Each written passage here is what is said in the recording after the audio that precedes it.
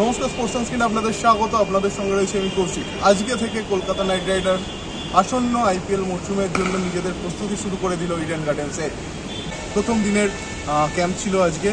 এদিন শুরুতেই তথাকথিত যে বাঙালি রীতিনীতি ময়দান দেখেছে, যেটা নিয়ম, পয়লা বৈশাখে বার পুজো করে ময়দানে যে সকল ক্লাব, ইস্ট বেঙ্গল, মোহনবাগান, মোহামেডান, এছাড়াও বিভিন্ন যে ছোটখাটো ক্লাব আছে তারা নিজেদের অনুশীলন শুরু করে।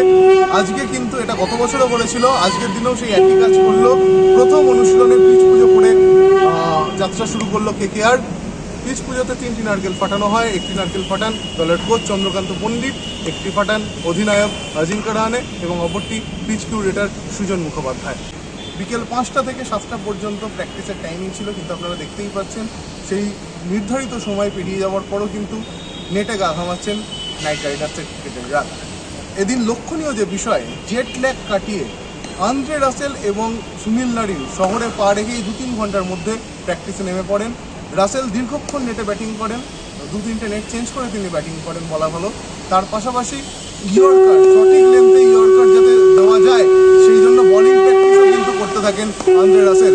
এছাড়া সুনীল নারিন দীর্ঘ সময় ব্যাটিং করেছেন, তিনি আজকে কোনো রকম বলিং করেননি, দীর্ঘ সময় তাকে ব্যাটিং করতে দেখা গিয়েছে।